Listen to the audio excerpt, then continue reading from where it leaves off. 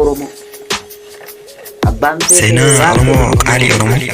Desettiin gurguru abbaan sagaleen kee qofaanuu addunyaa kana raasa Oromummaan dhee akkaataan jecha keetii du'a bollaa raasa Oromoodha. Qulqulluu Oromoo. kareenyuuf hin bulle nama onneen abidda eessa jirta jeekoo awwaadhumaaf diddaa goota onneen qulqulluu awwaadaa nyaanne hacaaluu amma kumaa tasa sadiinaaf laanne dhiigni nama qulqulluu akkam dhokatee faa kumaa hacee nyaatee eenyutu hirbuu sharafa duunii banna malee kumaan hacee nafu amma gumaa baafnutti namni boqotee rafu maal jetta laata cee yoo kaatee kana laalte waa'een ajjifamuu kee keessaa hin baane abjuu nutti fakkaata akkaataan ati harsaa taate deemsa deebii hin qabne hacee koo dimuu kaatee seenaa Oromoo qaalii Oromoo sagaleen kee qofaanuu addunyaa kana raasa akkaataan jecha keetii du'a bollaa raasa kareenyuuf hin bulle nama onneen abidda eessa jirta jeekoo awwaadhumaaf diddaa goota onneen qulqulluu awwaadaa nyaanne hacaaluu amma kumaa tasa sadiinaaf laanne dhiigni nama qulqulluu akkam dhokatee faa kumaa hacee nyaatee eenyutu hirbuu sharafa duunii banna malee kumaan hacee nafu amma gumaa baafnutti namni boqotee rafu maal jetta laata cee yoo kaatee kana laalte waa'een ajjifamuu kee keessaa hin baane abjuu nutti fakkaata akkaataan ati harsaa taate deemsa deebii hin qabne hacee koo dimuu kaatee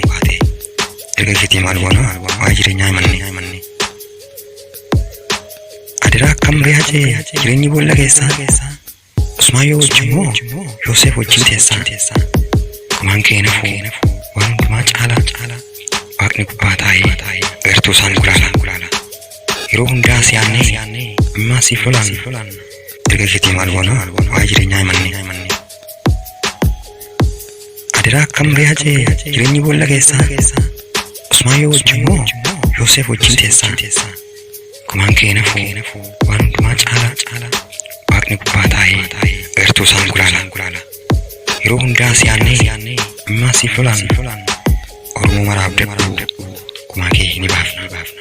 dhiiga keerra utaaltee alagaa jalan fiigdu kaayoo kee gaafaas waa mataaf hin jiigdu amma gaafa duunutti maqaa keen ifa ba'ana hacee koo naa boqodhu ana kaayoo kee faana wadaa kees gurgurree mana gumaan teenyu amma duunii banutti waa'ee kee lafaan keenyu onnee koo keessa jirta suuraa gaafa turkume gaafa alagaan jecha keen qorqalbiin isaa dhume yeroon waa'ee kee yaadu mar'umaan na raasa dhiiga keessa qulqulluu Oromoo hundatu baasa dhiiga keerra utaaltee alagaa jalan fiigdu kaayoo kee gaafaas waa mataaf hin jiigdu amma gaafa duunutti maqaa keen ifa ba'ana hacee koo naa boqodhu ana kaayoo kee faana wadaa kees gurgurree mana gumaan teenyu amma duunii banutti waa'ee kee lafaan keenyu onnee koo keessa jirta suuraa gaafa turkume gaafa alagaan jecha keen qorqalbiin isaa dhume yeroon waa'ee kee yaadu mar'umaan na raasa dhiiga keessa qulqulluu Oromoo hundatu baasa hacee waa hubattee dursitee kanaaf sabaaf hurkite caba seenaa suphite si gaafannaan dhugaa himte wareegamaaf of kaadhimte rasaasa lammiif taate isa dursee dhuka'u gameessa sodaan beekne leencaan amma jedhe odujjii samii gubbaa isa sabaaf ifu isa dursee raagu dubbii booda dhufu goota cullummaan saba isaa fidhamee gumaachati goote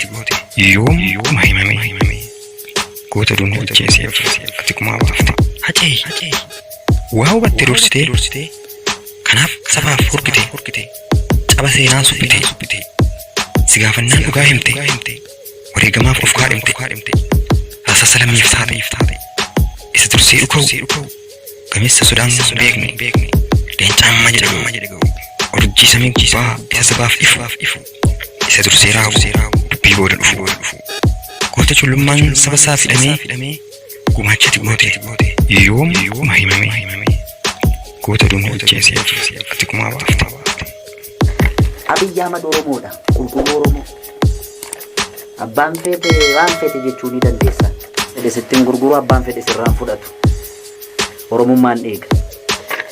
Abiyyi Ahmad Oromoodha. Qulqulluu Oromoo.